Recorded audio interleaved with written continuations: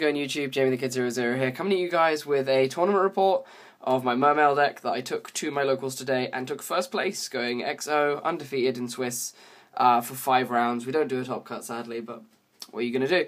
I ended up taking Mermail. I've been testing this for quite some time now, for I think the past 3 locals, trying to just get this perfect to my playstyle. I'm really not that invested in the meta at the moment. I don't really want to play any of the true meta decks, so like Fire and Geargia and things like that. So I've just been working on Mermail to see if I can get it to work the way I want it to work, and this is kind of the latest incarnation. I still haven't managed to upload my last week's deck at time of filming, because those of you who are following my Facebook page will see that I'm having a few internet problems.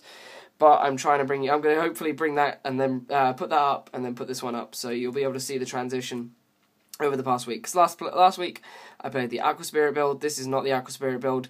This is kind of neither the Aqua Spirit build nor the Undyne build, and I'm going to be testing the Undyne Reckless build after this. But I took this today. I took first, and I managed to get some sweet pulls. I got like 4 boosters of the new set, and I got 101 and Rainbow Creeper. It wasn't a very big locals, it was like 24 people, but 4 boosters in the new set, 1 Shadow Spectres and 1 Astral. I managed to get these 2, so I'm pretty happy with that. Like, it makes back my £5 entry fee. So, we're going to get into the profile, and I'll explain my choices if I can. But I do need to say, because you won't have seen this, because of course it was in some of the videos which couldn't be uploaded because of the internet problems. I'm currently filming this in my new flat. I have moved, so the lighting isn't as great. There are some glare problems, so I'm going to be trying to look at the camera and keep the glare off, but you will have to listen for card names because some of them will be quite glary, as you can see here.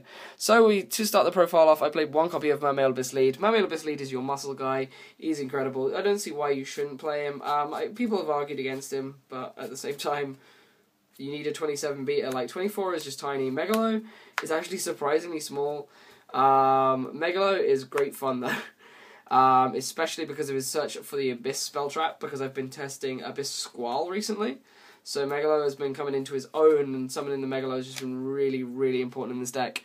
And he just lets all your combo plays go off, and I absolutely love having this guy as often as possible. So I bumped him back up to 3. I keep fluctuating between 2 and 3, but in this variant where I was just trying to keep it consistent, consistency was the main aim of the game with this build. I just wanted the Megalos to be in my hand whenever I needed them. I then played 3 copies of Mermail Abyss Teus, another card that I can't fault today. There were so many situations in which this was just really, really powerful. I upped the spell trap number and cut monsters. I believe there were like 25 waters by the time I finalized the list. So the Teus was a lot more effective compared to the Megalo in this build, because there were a lot more situations in which I only had 1 water monster, and the Teus made it live, and oh my god, that glare is really screwing things up with the camera. I'm sorry guys, you might just have to deal with it if it like gets really kind of dark like that. So, like, ultis kill the focus. 3 Teus, 3 copies of Lind. You have to play the 3 Lind, in my opinion. Oh my god, that glare is ridiculous. I'll move on to the res. 3 copies of Mermail Abyss Pike, and 1 Turge. I absolutely love these cards. I'm just going to talk about the combo one more time because it's so much fun. Because say you have these 2, and like an obligatory water monster, we'll use the Lind as the water monster. So you have, like, say, Lind and Turge engrave, right? You go summon Pike, send Gund from hand, get, search any level 3, so search like another Gund. Pike, the Gund's effect that you sent gets you a Turge. You can then discard whatever you send, so normally you'd send like a marksman, you'd add like a marksman. So, this searches a target for this card to send, you send it, and then you get the Gund straight back, and then you make Exiton, or you make, forgot his name, 101, so that's pretty awesome. I absolutely love that combination. And we'll get those out of the way and continue on with the profile. So, talking about the Gunds, I played double Gund. 2 was a really good number. Sometimes I really found myself wanting the 3rd, but at the same time, when I do test a 3rd, it clogs really badly. And I didn't need the 3rd. There were like some nice plays where I could have like won, like they will win more cards if I played the 3rd. So 2 was a great number. I really like 2. I wouldn't change it. So that's the Mermail component. Those are all the Mermails I played. I did not play Oshia. I really don't like Oshia. I said it in my last build. So please watch the other video before you watch this one, because I'm kind of been developing the deck across a few weeks. So I played 1 Atlantean Dragoons. Dragoons is just insane. I just wish I was playing Undyne to abuse this even more. So Dragoons was the thing. 3 copies of Atlantean Marksman. because back row is a thing. I hate back row with this deck.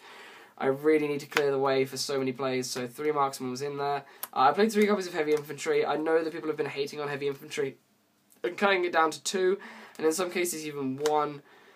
But I really felt that for a locals environment where I'm really likely to run into really rogue things, I wanted to have the 3 heavy infantry. And I was also still playing the Diva, despite fears of Effect Veiler. I just really like the plays that Diva opens up. Ultimately, I still wanted to have fun with the deck, and in my opinion, Diva is one of the most fun cards for me. So, I'm playing Diva. So, I'm playing, like, there's nothing else I can really say about this lineup. And then the other one-offs I'm playing are 1 title, because title is incredible. And sorry, the ARG stream just came back on my computer, so I was like, ooh, distraction. Pat Hoban playing Mermail. So title's pretty cool.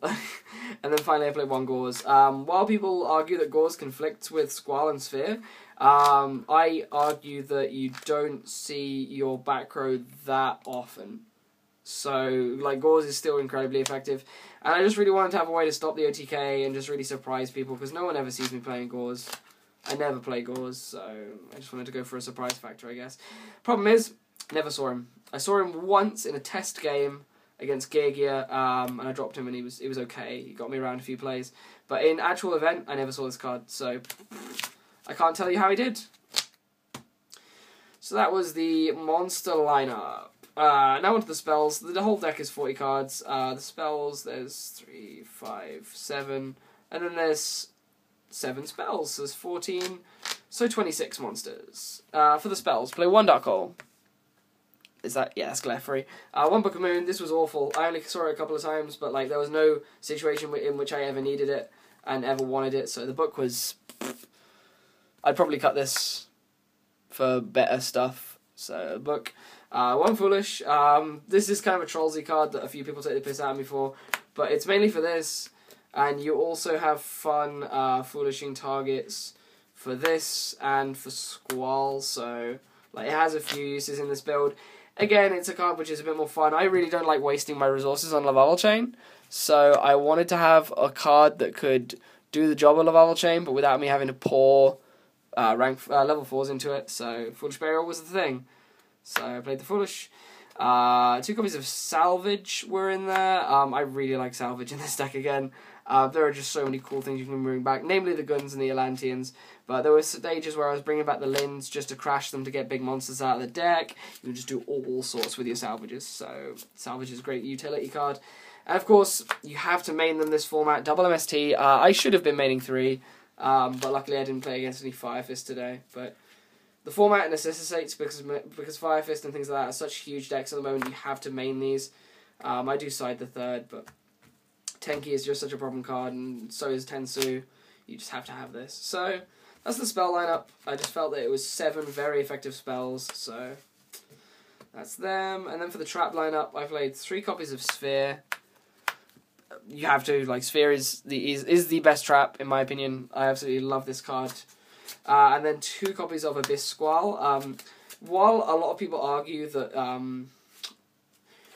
1 is the best way to go, I play this deck very, very aggressively. I've seen a lot of players play Mermail, and they play it quite passively, whereas I'm very collide the Lind rather than set the Lind. So I really burn through my Mermails quite quickly, and the Squalls really let me replenish that. And there's just incredible plays you can make with them. They really are Return from the Different Dimension for this deck, because you can just literally go, set it, and if they MST it, it's a card that they can't chain the MST to, so if they're going to hold their MST thinking it's a Sphere, you can activate this. There's nothing they can do with their MSTs they've been holding for your Sphere. You bring back 2 4s and Lind. Like, the best play you can ever make, which I've only ever done on Dueling Network, I haven't done it in real life, is go Turge Pike back with it, and then get Lind as your 3rd. And then just, if you're down on advantage, exceeds the 2 for Excite on Night, and you basically win. If you make Exit on, blow up the field, blowing up this, you can just do crazy, crazy things.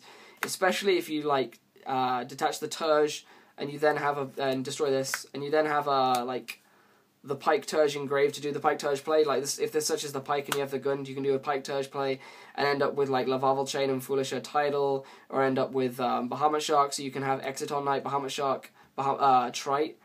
You can just do crazy stuff with Squall. So, I'm sorry if I'm just like gibbering at the camera. I know you guys are having a hard time following this, but I really just want to kind of demonstrate some of the really cool combos you can pull off with these cards. And then something everyone was running into because they never made reads on it, Double Mirror Force. Double Mirror Force was a card and a half today. There's nothing more I can say about that. It won me so many games on its own because people were like, haha, I've blown through your monsters. You have spheres, I have MSTs. I'm going to hold my MSTs, attack, crash. So, that was a thing. So that was the entire main deck. It's exactly 40 cards. So, yeah, we're going to move on to the extra deck. The extra deck should have a few changes in it. The Steel Swarm Roach, which was kind of in there for funsies in case I came up against Heretic Rulers, should have been a Levier. I could have won a game a lot sooner if it was a Levier. And to be honest, Levier is a really good card. But otherwise, I'm pretty happy with the extra. It was pretty solid. I made a lot of it. I still never made Exiton in real life. I make it on Duel Network like every other game. But in real life, I never make it. I don't know why. I guess I play really advantage-based in real life. So I played 2 Synchros, 1 Armades. I made this once just because I feared back row.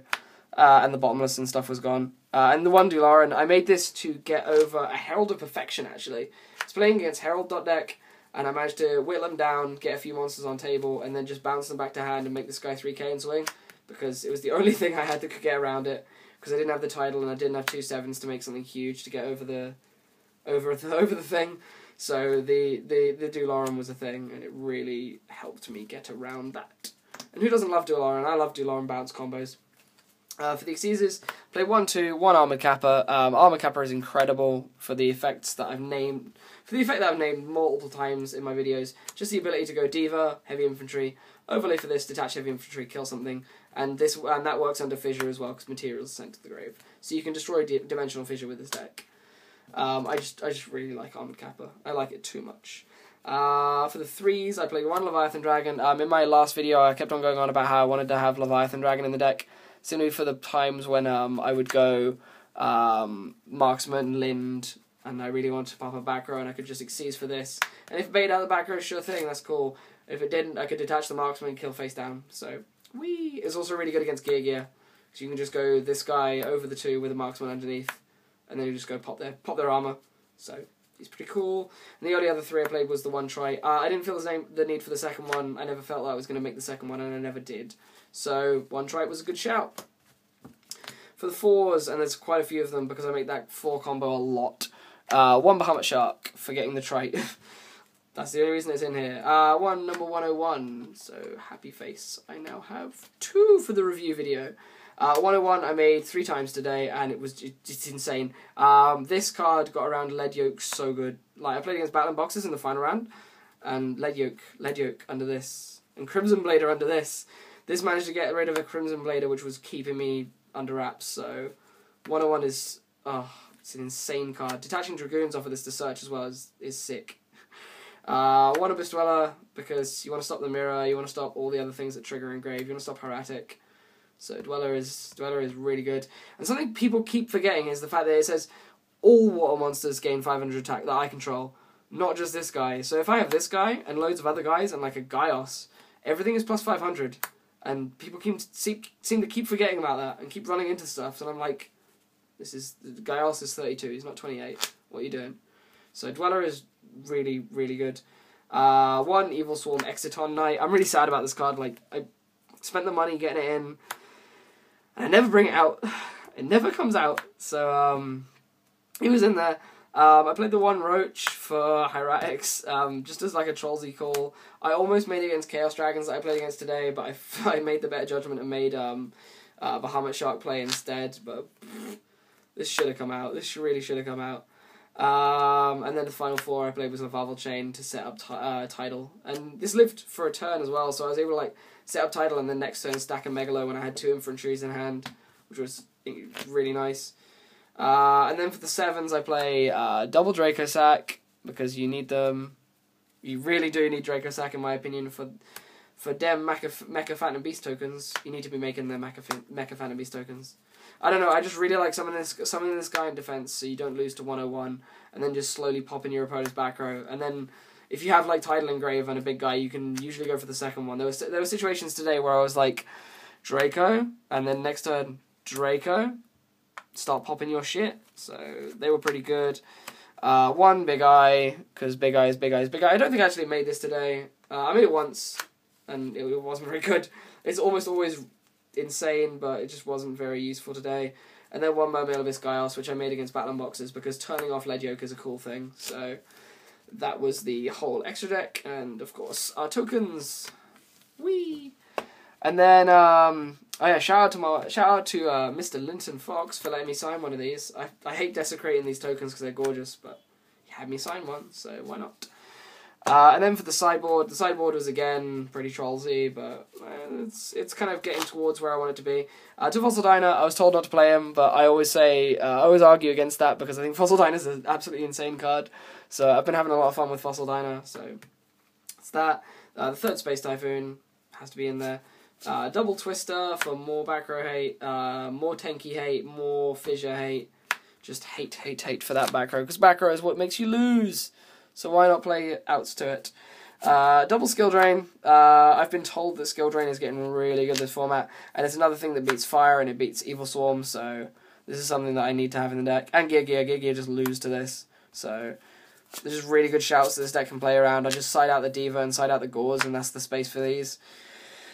2 DNA Surgery, Bujin, Prophecy, things to that nature, just outs. Just cards that say you can't play Yu-Gi-Oh! I know they're really ignorant, but like your opponent's going to be playing ignorant cards as well, so eye for an eye, I guess. Just DNA Surgery is so good. Double Decree, these are going to be changing into Trap Stuns in the near future. I feel the Trap Stun will be a much better choice. And then just because I need to save room before I go into the Glare patch, I'll scoop that up. I played Double Debunk for the Mirror, and I never used them. I never played the Mirror, sadly. So Double Debunk, and then and for the Bujins, and then Double Light Mirror for Bujin and Heratic. And this is for Heratic as well. But I didn't play against any Bujin or any Heratic, so like half my side was useless. I think of all the cards I sided in today, I sided in that. That's all that went in today. All the rest never went in. So that was fun. But yeah, guys, this has been my 5-0 deck profile of my Mermail build. I'll hopefully be back testing Hoban's build or the Hoban-esque build. I'm really looking forward to trying that, but at the moment I need to focus on my uni work. So hopefully you guys will be able to see this video pretty soon. I need to get it uploaded. But yeah, hope you guys have enjoyed. This has been Jamie the Kid 00 with a very glary video, and I'll be back very soon with some more Yu-Gi-Oh! Related content. Peace out. Bye.